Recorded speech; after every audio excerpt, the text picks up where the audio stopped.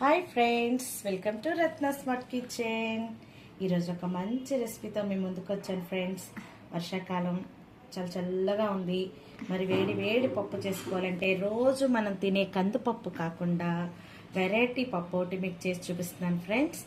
శనగపప్పుతోటిని పచ్చి శనగపప్పు పెసరపప్పుతోటి సహీ దాల్ మీకు చేసి చూపిస్తున్నాను. ఇది చాలా సింపుల్గా ఈజీగా టేస్టీ రెసిపీ. చూడండి ఎంత బాగుందో, ఎంత బాగా కనిపిస్తుందో చూసారా.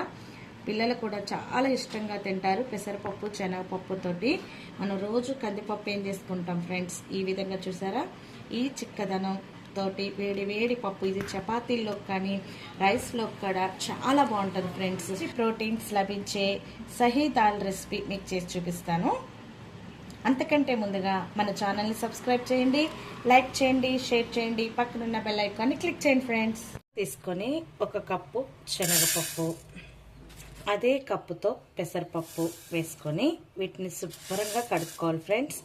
కందిపప్పు కంటే కూడా ఈ పప్పు చాలా రుచిగా ఉంటుంది. మీరు ఒక్కసారి చేసుకున్నారంటే మళ్ళీ ఈ పప్పే చేసుకొని తింటారు, అంత బాగుంటుంది. శుభ్రంగా క్లీన్ చేసుకుందాం. ఇలా 2-3 సార్లు కడుక్కున్న పప్పులోకి మనం కొద్దిగా పసుపు, కొద్దిగా నూనె చుక్క వేసుకొని వాటర్ వేసుకొని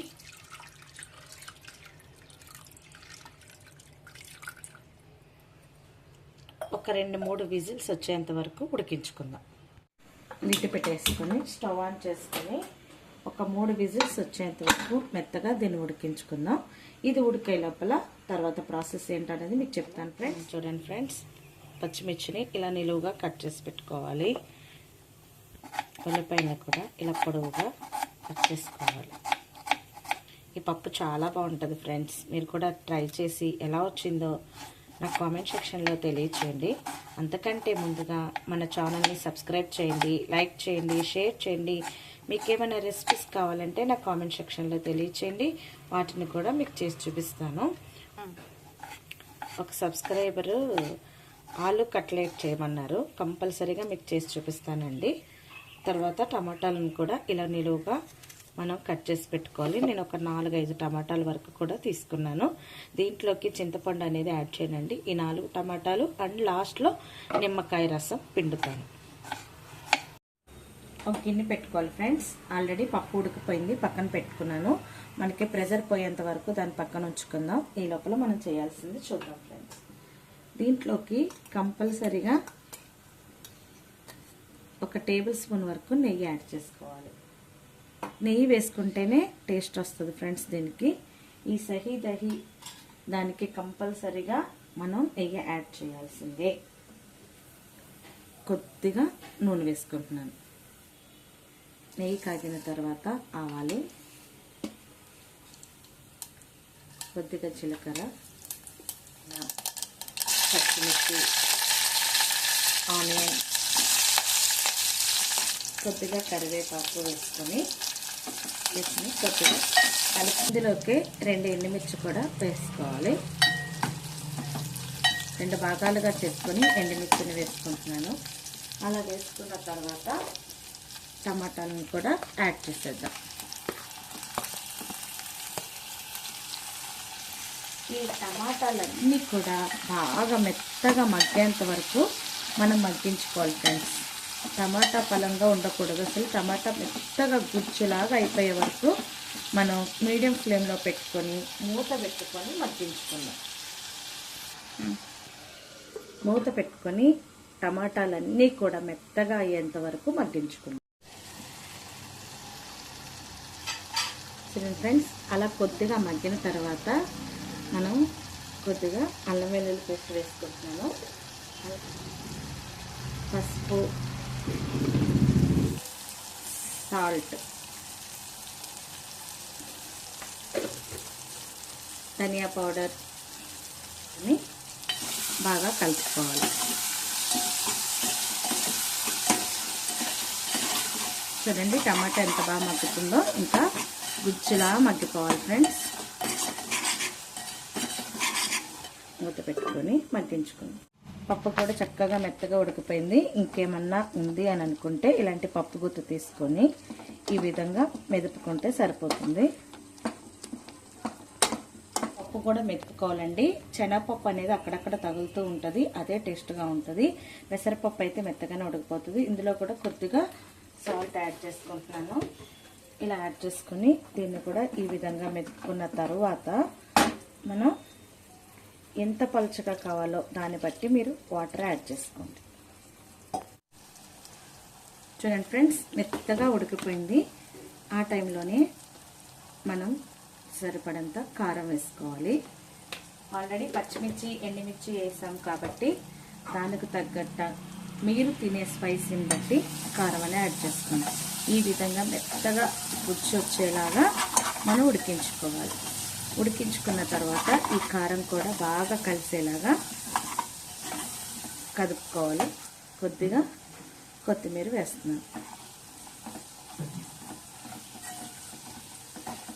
ఇలా 2 నిమిషాలు కారం మగ్గిన తర్వాత మనం ముందుగా ఉడికించి పెట్టుకున్నాం కదండి, ఈ పప్పుని అందులో యాడ్ చేసేసుకోవాలి. చూడండి, కొద్దిగా పలుచగా చేసుకుంటున్నాను నేను. ఇది చిక్కగా అయిపోతుంది ఫ్రెండ్స్, అందుకే కొద్దిగా పలుచగా ఉంటేనే బాగుంటుంది. తర్వాత మనం తినేటప్పుడు కన్సిస్టెన్సీ అనేది చిక్కగా అయిపోతూ ఉంటుంది కాబట్టి మనం కొద్దిగా పలుచగానే పెట్టుకుందాం. తర్వాత ఇందులో ఈ పప్పుని యాడ్ చేసేసుకోవాలి. వేసిన తర్వాత మనం మొత్తం బాగా గరిటెతోటి కలుపుకోవాలి ఫ్రెండ్స్. మీరు కూడా ట్రై చేసి ఎలా వచ్చిందో నా కామెంట్ సెక్షన్లో తెలియచేయండి. ఇలాంటి రెసిపీస్ కోసం రత్న స్మార్ట్ కిచెన్ని సబ్స్క్రైబ్ చేసుకోండి. ఒక్కసారి మనం ఒక 5 నిమిషాలు ఈ పప్పుకి ఈ మసాలాలన్నీ మనం వేసిన కారం ఇవన్నీ కూడా పట్టేలాగా ఒక 5 నిమిషాలు ఉడికించుకుంటే సరిపోతుంది. ఈ సమయంలోనే మనం సాల్ట్ అనేది చూసుకోవాలి ఫ్రెండ్స్.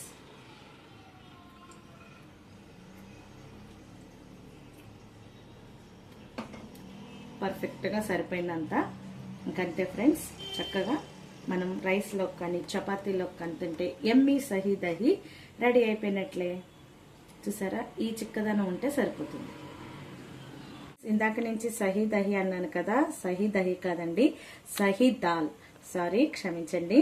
ఈ విధంగా మగ్గిన తర్వాత మనం కొద్దిగా కొత్తిమీరని కూడా ఇందులో యాడ్ చేసుకుందాం. మళ్ళీ కామెంట్ పెడతారు దహీ దహీ అని, దహీ కాదండి, సహీ దాల్ కర్రీ. పెసరపప్పు అండ్ శనగపప్పుతో చేసిన పప్పు అన్నమాట ఇది. చూసారా, ఈ విధంగా మగ్గిపోయిన దాన్ని మనం కొత్తిమీరతో వేసుకొని స్టవ్ ఆఫ్ చేసుకుంటే సరిపోతుంది. ఫైనల్గా కొద్దిగా నిమ్మకాయ రసం అనేది పిండుకోవాలండి. నిమ్మకాయ రసం పిండుకుంటే ఇంకా టేస్ట్ ఉంటుంది. వేడిగా ఉన్నప్పుడే పిండుకోవచ్చు, ఏమవ్వదు, చేదేం రాదు. నేనైతే ఒక బద్ద తీసుకున్నాను. ఒక బద్దని మీరు పులుపు తినే దాన్ని బట్టి మీరు పిండుకుంటే సరిపోతుంది.